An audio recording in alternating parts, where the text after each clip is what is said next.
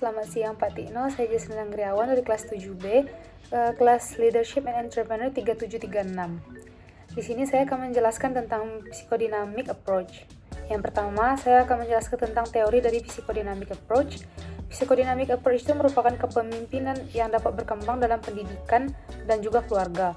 Bukan hanya itu, kepemimpinan ini juga dapat berkembang dalam sebuah organisasi atau secara struktural.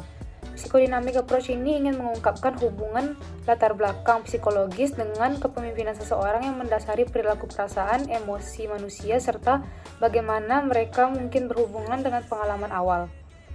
Ciri dari kepemimpinan ini berasal dari keluarga seseorang. Contohnya itu seperti ada orang tua yang otoriter yang akan membuat anak mereka menjadi sangat penurut ataupun penentang, sehingga ia dapat menjadikan anaknya seorang pemimpin yang otoriter, yang berdiri sendiri secara mutlak, ataupun pemimpin yang revolusioner yang menghendaki perubahan.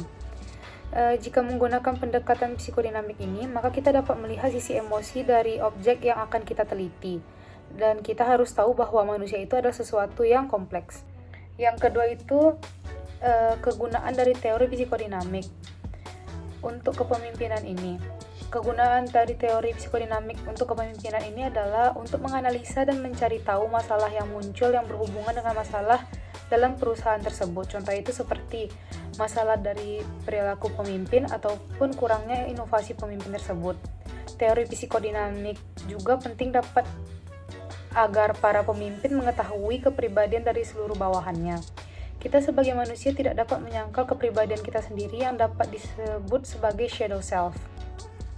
Bagi mereka yang menganggap dirinya mereka lemah, dapat bersikap sebaliknya menjadi seorang pemimpin yang kuat di dalam suatu perusahaan. Maksudnya itu adalah mereka memiliki pribadi yang lemah, tetapi ketika mereka menjadi seorang pengusaha atau pemimpin, mereka akan menjadi pribadi yang lebih kuat. Yang ketiga yang akan saya bahas di sini adalah cara mempraktekkan teori psikodinamik ini di dalam kehidupan sehari-hari.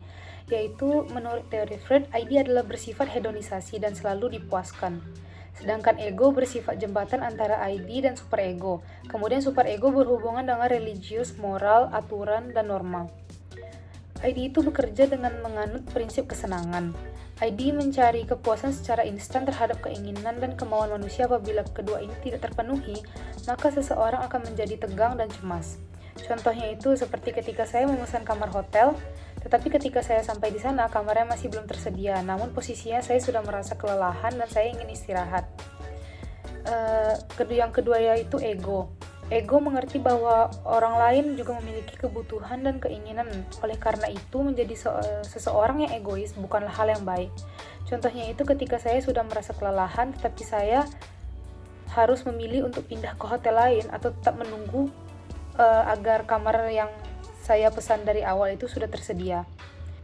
Yang ketiga adalah superego, yaitu dapat mencapai kepuasan yang sama tentang sesuatu. Superego biasanya didasarkan pada nilai-nilai moral dan yang lebih dipikirkan oleh orang lain. Contohnya itu seperti ketika seseorang ingin mencuri barang dari orang lain, tetapi ia masih sempat berpikir bahwa jika ia mencuri itu adalah perbuatan yang sangat berdosa, yang menurut ia itu adalah perbuatan yang tidak baik dan melanggar norma yang berlaku.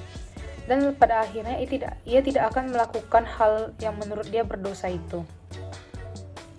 Sekian dari saya tentang psychodynamic approach. Jika ada salah kata, saya minta maaf. Terima kasih.